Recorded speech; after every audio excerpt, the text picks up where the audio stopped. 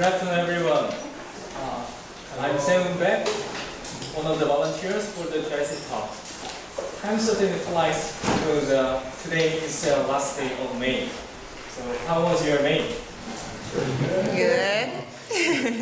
I hope you make time to look at past the month to evaluate what you have accomplished and have yet to accomplish. Today's speaker is Billy Pritchett, who studied philosophy from Murray State University. He has his Master of Arts in Passer from Murray State University. He is an English teacher at Chosun University. He will talk about fighting poverty in the 21st century.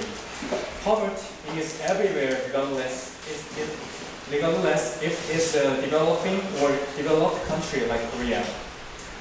He is going to talk about the current poverty problem between USA and Korea and what kinds of strategies could be used to combat poverty. Please welcome our speaker.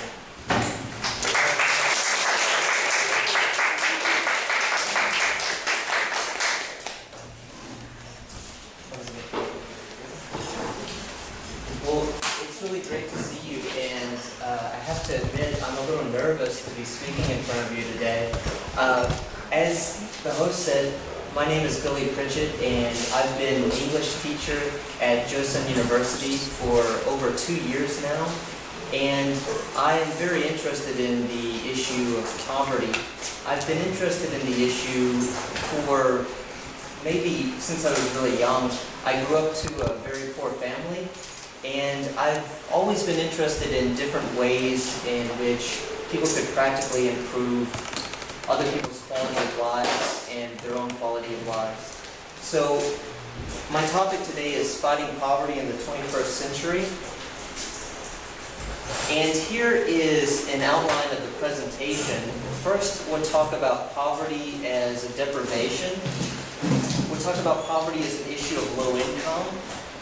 And we'll talk about some of the things that contribute to poverty, some of the health and social problems related to poverty, what most people think about the issue of poverty, some strategies to deal with poverty, and looking forward to the future to dealing with the poverty problem. First, we'll talk about poverty as a deprivation.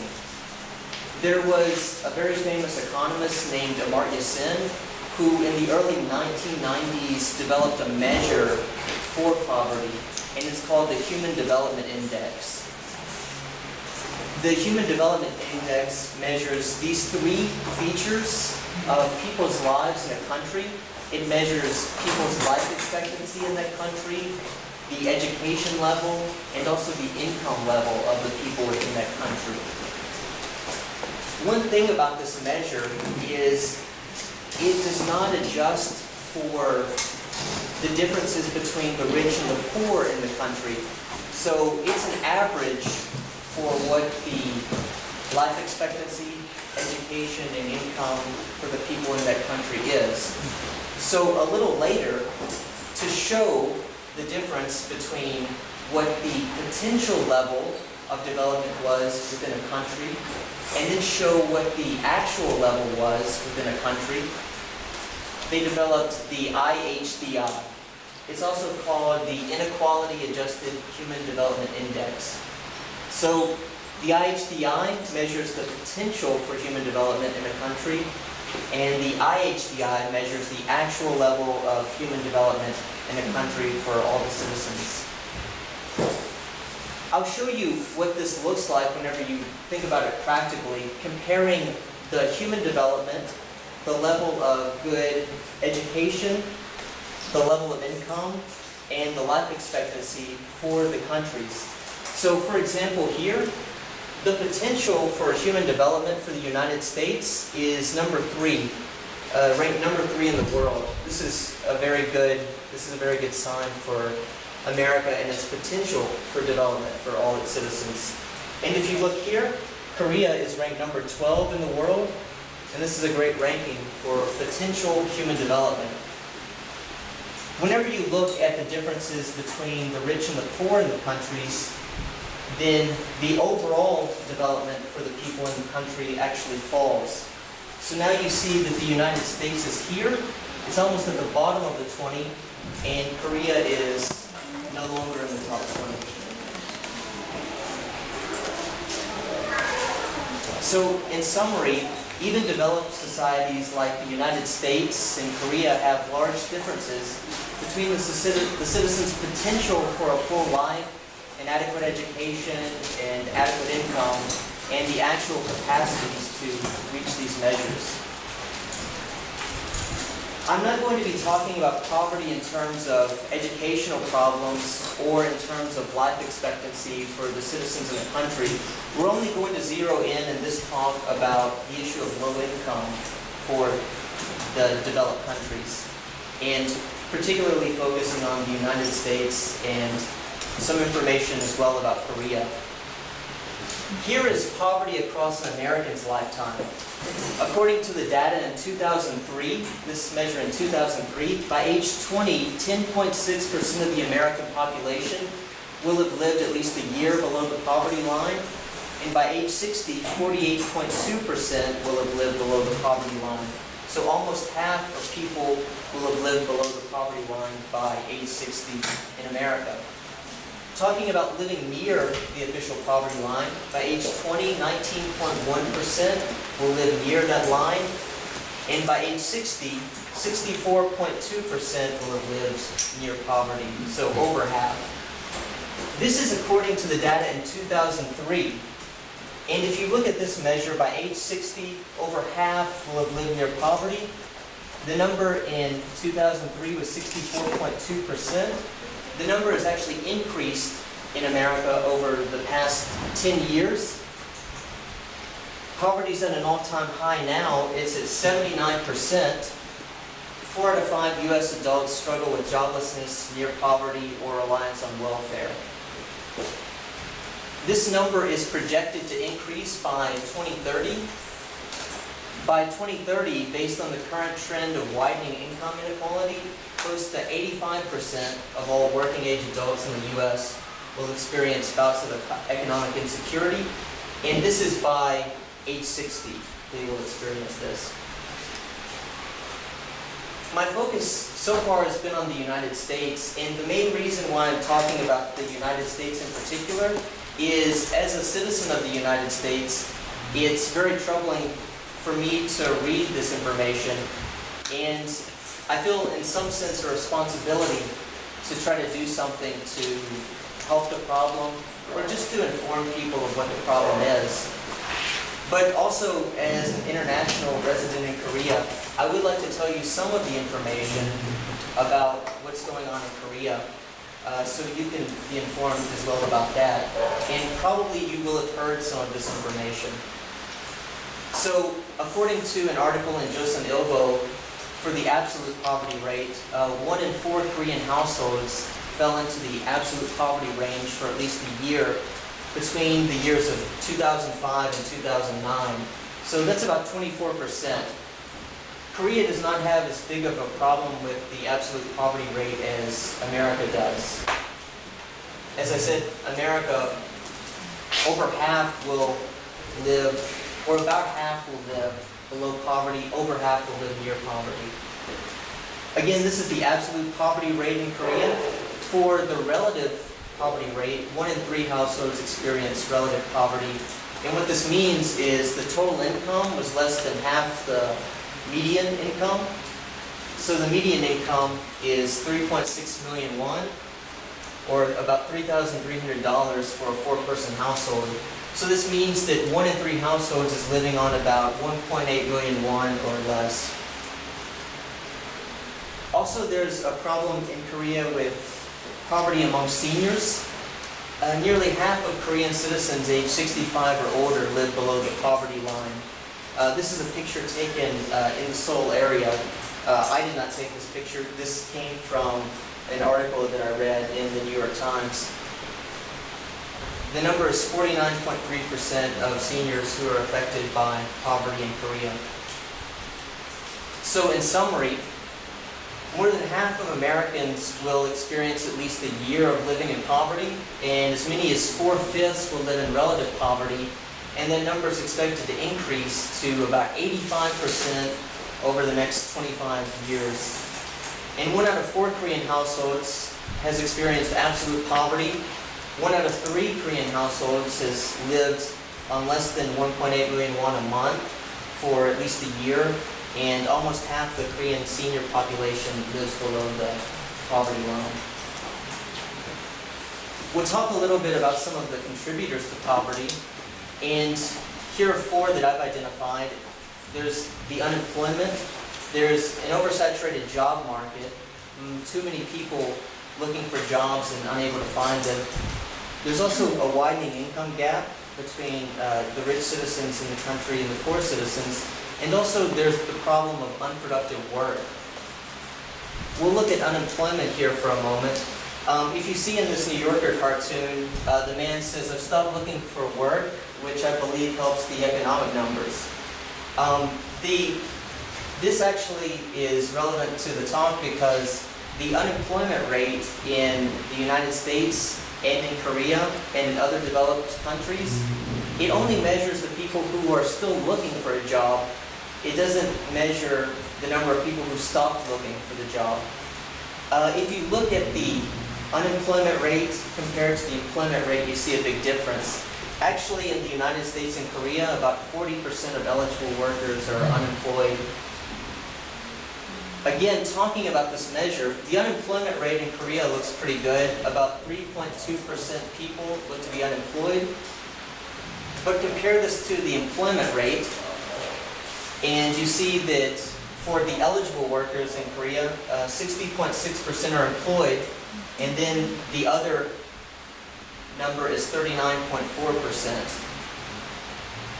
Putting the information together, actually, in terms of employed Koreans, about 60% are employed, 3.2% are unemployed and seeking jobs, and 36.2%, according to the measure, are unemployed but no longer seeking jobs, according to the official record. Similarly, for the true unemployment rate in the United States, about 59% are employed, 35% unemployed and not seeking jobs, and 6.6% unemployed and seeking jobs. There's also a problem of the oversaturated job market. To just add kind of a light moment here, at this presentation that this man's giving at the graduation ceremony, he says, "My fellow graduates, today we leave behind the trappings of youth, step boldly onto the road of life, and move back in with our parents." This is actually the case for so many people who graduate and then can't find work in their field. So American and Korean college graduates are having a difficult time finding work related to their areas of study. This is according to an article that I read in the Wall Street Journal. For new Korean job seekers, Korean companies are unable to absorb the surge in 1.2 million job seekers. These are the most recent college graduates from university. As for new American job seekers, last year the unemployment rate for ages 20 to 29 who earned a college degree was 10.9%. So 10.9% was unemployed after graduating. 260,000 college graduates work jobs at or below the federal minimum wage in the U.S. at $7.25 an hour. So a lot of people couldn't find work in their field and then worked minimum wage jobs or below that. I'll slow down for one moment and tell you a little bit about another problem. In the United States and Korea, there's also a big difference between the top 10% and the bottom 10% of the citizens in terms of rich and poor. And according to a report from the Organization of Economic Cooperation and Development, OECD, it's kind of a group of wealthy countries. The United States is included in it, Korea is included in it, and this is a group of countries that want to do something about the poverty problem in their own countries and also worldwide. Well, according to that report, the difference between rich and poor has been steadily growing in the US and Korea. In the United States, the top 10% of American households make more than 15.8 times the lowest 10%. And in Korea, the top 10% of Korean households make 10.5 times the lowest 10%. So a large gap between the rich and the poor. Also in the OECD report about the US in particular, the richest 1% of Americans make an average of $1,300,000 after taxes. And the poorest 20% of US citizens make an average of $17,700 after taxes. Other things in the report were that people who achieve a high income status tend to stay there. Low-wage workers are actually working more hours than they did 10 years ago. They're working 20% more hours. And the richest American citizens in the US pay half the amount of income tax they were paying about 30 years ago. Another issue that contributes to poverty in the United States, Korea, and other developed countries is worker productivity. So, just looking at this chart here, actually the United States is doing pretty well in terms of worker productivity, and Korea suffers in terms of worker productivity. One of the suggestions actually is that perhaps people could work fewer hours, and then you have more skilled workers working fewer hours to deal with this work productivity gap. So some of the contributors to poverty in the US and Korea is the unemployment rate, and true unemployment is about 40% in both our countries. Millions of graduates can't find work in their field. The gap between the rich and the poor is growing in both of the countries, and worker productivity could potentially increase to make the country healthier and the economy healthier. We'll talk about some of the health and social problems that are related to poverty. Here are some of the measures for American citizens. 31% of poor Americans suffer from depression. 17.1% suffer from asthma. 31.8% suffer from obesity. High blood pressure and heart attacks were slightly higher among the poor. So across these health problems, depression, asthma, obesity, high blood pressure, and heart attacks, the poor suffer more from them than anyone who has an adequate level of income. Also, there is a social scientist named Richard Wilkinson, and he did this large measure with countries that have big differences between the rich citizens and the poor citizens. And one of the things that he found is that in countries where there is a big difference between the rich people and the poor people in that country, actually the health and the social problems are worse across all kinds of measures. So if you look at the life expectancy for the people in these countries, it's worse in more unequal countries. So is literacy, the literacy rate. Infant mortality is higher in the more unequal countries. Homicide rates are higher, and so many other measures here.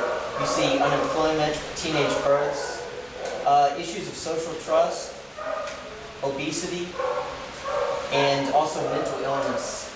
These are all things that are much worse in countries that have a big difference between rich and poor citizens. There's also been some research that's been done on the issue of happiness or well-being and how it relates to the issue of low income. So, an economist named Daniel Kahneman did research about this, and he found that Americans who make $55,000 are 3 to 4 times less happy than those who make $75,000 or above. And Americans who make more than $75,000 are no happier than those who earn $75,000. I thought this was an interesting report. It showed that for happiness levels, $75,000 is the sweet spot. It's the minimum amount of money to maximize happiness. Interesting measure. So for health and social problems related to poverty, poor people are more likely to suffer from heart attacks, asthma, high blood pressure, depression, obesity, and live a much less happy life than people with an adequate income. Countries with great differences between rich and poor people are more likely to suffer from more serious health and social problems per person, including even the rich and the poor people in that country. As for what people think about poverty, I can tell you from a study that was done. This study was conducted for over 10,000 American citizens to find out what they thought about these social issues. And it was conducted by NPR and Kaiser Foundation, and they found that almost all Americans want government to reduce poverty. 85% of Americans support increasing the minimum wage. 80% of Americans support an increase in tax credits for low-income workers. I'll tell you about this tax credit thing. In the United States and Korea, there is money provided back to poor people after they pay their taxes, right? So you pay in your money to taxes, and then you receive some of that money back if you're below a certain level. And in America, the highest amount of money you can get back is about $6,000, and I don't know what the measure is in Korea. But there's been talk about increasing this rate to keep people out of poverty. 82% of Americans support expanding government public employment programs. So 82% of Americans would like government to help create jobs so that more people could have work. There was also an interesting study done by an economist, and his name is Daniel Ariely. And he did a survey, and he asked people, what do you think the ideal difference between the rich and the poor people should be within the United States? And if you look, what they said is they thought the ideal for the top 20% should be, about 32%. 32% of, I'm sorry, I should explain this a little bit more. The top 20% in the United States, they thought that they should control about 32% of the wealth, ideally. And then the bottom 20% should control about 10% of the wealth. By the way, this survey was conducted with people who were liberal, conservative, who were minorities, and it was conducted across all sorts of ethnic lines, racial lines, economic lines, and they found that it didn't really matter. The measure was about the same for everyone. They asked them to estimate what they thought the difference between the rich and the poor actually was in the United States. And most people guessed that the top 20% controlled about 55% of the wealth, and the bottom 20% controlled less than 5%. But here's the actual measure. In the United States, the richest 20% of the citizens actually have about 85% of the wealth in the country, and the bottom 20% is so low it doesn't chart. I thought it was an interesting finding. There's also been a survey conducted in USA Today where they asked people about their views about how the United States works, how the American economy works. And 60% of the people said that most people who want to get ahead can make it if they're willing to work hard. So this idea is very old in the United States, where people think if you're willing to work hard, you can get ahead. That same percentage, though, 60% said that they thought the economic system in the United States was unfairly favoring the wealthy people. They also did a study in the USA, they did a survey rather in the USA Today, and they asked people what they thought government should do about the issue of poverty, and they asked them what they thought government could do. And most people thought that government should do something to reduce the gap between the rich and the poor. And most people thought that they could actually do something about making this change. So this is about what people think about poverty, and actually what a lot of American citizens want to do about the issue of poverty. Most American citizens want other citizens to have access to adequate wages. They want them to get tax rebates if they're below the poverty line. They also want more government employment programs, and they want to reduce the difference between the rich and the poor in the countries. Also, Americans view hard work as essential to achieving goals, but they also think that the American economy doesn't give equal opportunities to poor people. I'll talk now, at the end of this talk, about some strategies to address poverty. And sorry if this is very information heavy. I know that maybe this could get a little boring, and I apologize, but thank you so much for your time so far and for sticking with me. As for some of the strategies to address poverty, some of them have been at the broadest level, at the highest level, to increase the minimum wage. Also, I mentioned giving the low-wage citizens tax credits, giving them money back after they pay in their taxes. There's also the issue of hiring skilled workers to work fewer hours. Another issue is creating new jobs in government and business. And then the final one is adopting progressive taxation. And of course, what this means is that the higher the income, the more taxes you pay. The lower the income, the less taxes you pay. Here was an interesting report that was done about the minimum wage in the United States. If someone just worked and received the minimum wage, they would have a very difficult time paying their rent. If they wanted to get adequate housing and only work minimum wage, in my home state of Kentucky, they would have to work over 70 hours a week at a minimum wage job to afford rent. For New York, if someone wanted to get adequate housing, they would have to work over 124 hours to pay their rent. 124 hours a week, that is. In California, it would be about 130 hours a week. And in Washington, D.C., you would have to work 137 hours a week at minimum wage to pay your rent. This was an interesting report, I thought. So there have been issues raised in Congress about raising the federal minimum wage in the United States to $10.10 an hour by 2016.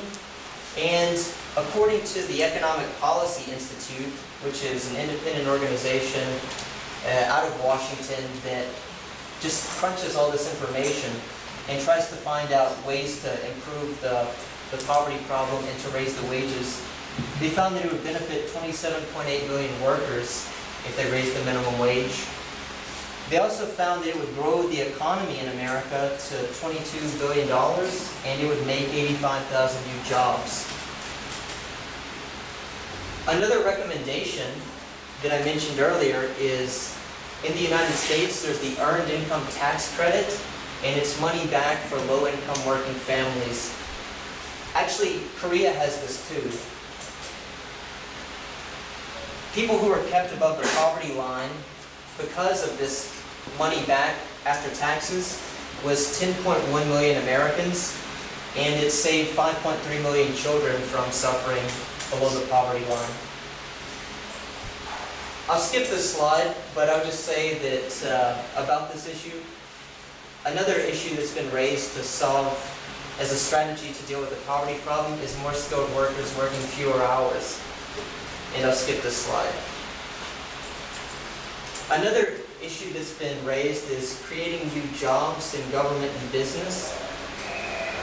The idea here is that maybe the government could give more incentives so that new jobs could be created when they wouldn't have been created before.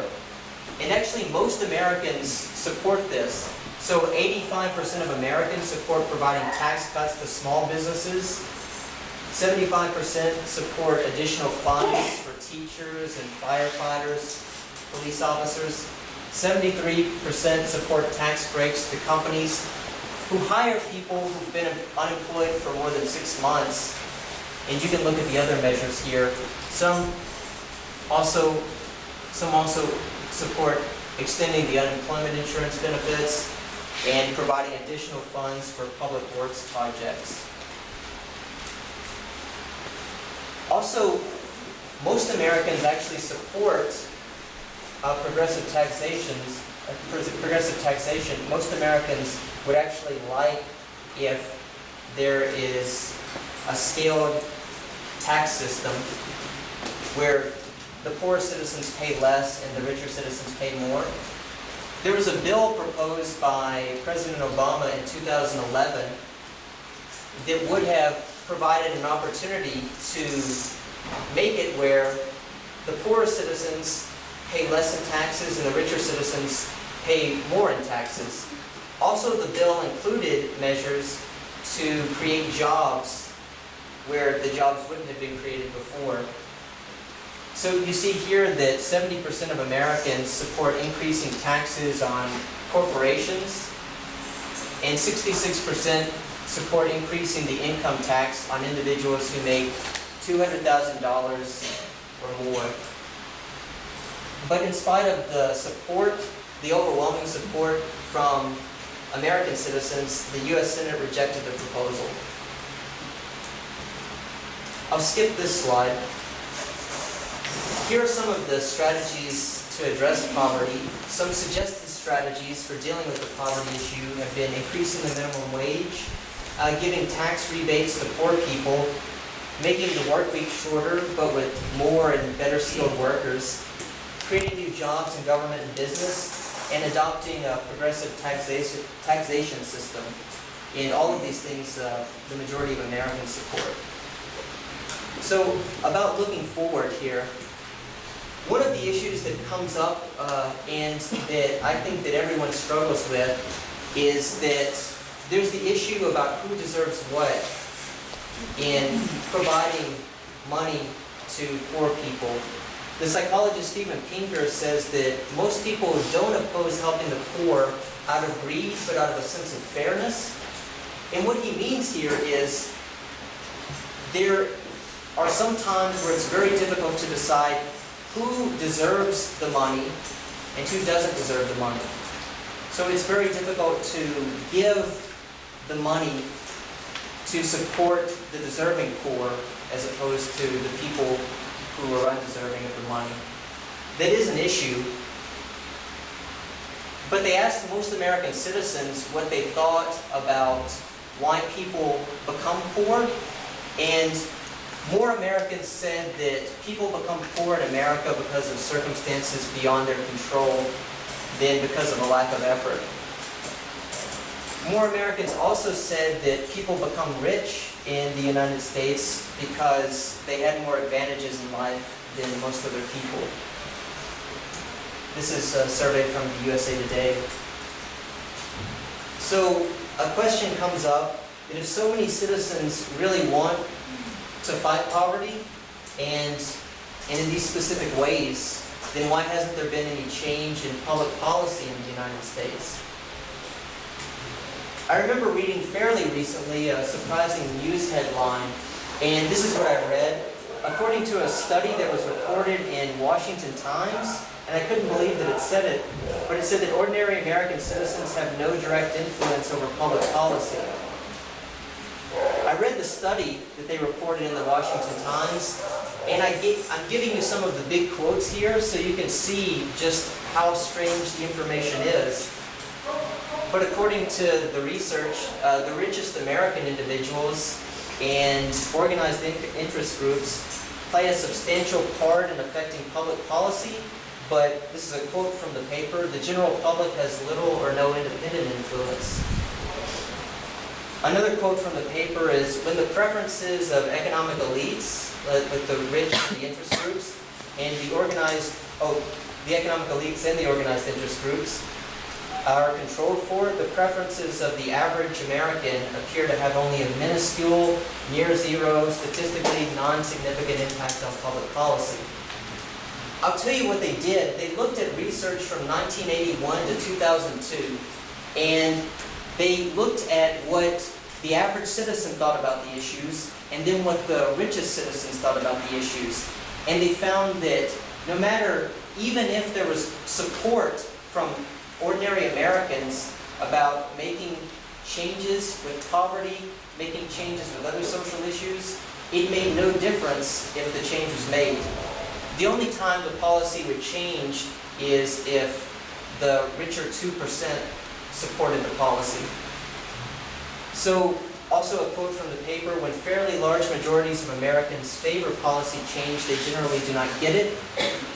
And ordinary citizens can win the policies they want only if average citizens and the rich citizens, the affluent citizens, want the same things from government. So I don't have very many good ideas about this, but a question here is, how can ordinary citizens get the policy changes they want to fight poverty? I've done a little looking into this, and I found the Bill and Melinda Gates Foundation and Warren Buffett, who have created an independent organization called the Giving Pledge. These people jokingly call themselves the Billionaires Club. And what they're trying to do is they've created an organization where the world's wealthiest individuals are committing to give away half their income during their lifetime or in their will to philanthropic causes. And right now, over 100 individuals have made that pledge. Mark Zuckerberg, the founder and CEO of Facebook, is one of the people who made the pledge. So one of the best ideas that I had for making changes in policy in the United States is appealing to the wealthiest Americans. The richest citizens in the United States are willing to give away half of their income, and so maybe they could provide support to social programs in the United States to reduce poverty. Maybe. So most Americans want to help the deserving poor and think the economic conditions in America right now are unfair. Ordinary Americans have almost no direct control over public policy changes, let alone policy changes to fight poverty. And if Americans are interested in fighting poverty, maybe they could appeal directly to America's most wealthy and willing donors to support public policy to fight poverty. Just some quick final comments here. I hope that doesn't seem too pessimistic. Some information from Angela Lee Duckworth. She's an American psychologist, a Korean-American psychologist, who's done some research on self-control and perseverance. And one of the things that she has found is that she's looked at public school programs, she's looked at military programs, and she's found that the key thing that makes someone successful as opposed to not successful is whether or not they had the self-control to keep on working. And it actually outperforms IQ. You don't have to have a high academic ability to work hard to control yourself. A quote from her, she calls this notion of self-control grit, and she said in a TED Talks that grit is passion and perseverance for very long-term goals. Grit is having stamina. Grit is sticking with your future day in, day out. Not just a week, not just a month, but for years. And working really hard to make that future a reality. Grit is living life like it's a marathon and not a sprint. So, if American citizens or Korean citizens or citizens in other developed countries would really like to do something to reduce poverty in that country, it might take a long, long time. It might take a really long time to get the kinds of policy programs you want, or to get involved with the right kinds of social organizations to make the changes you want. But that's exactly what it would mean to work hard, persevere, have self-control, and to have grit. Thank you very much.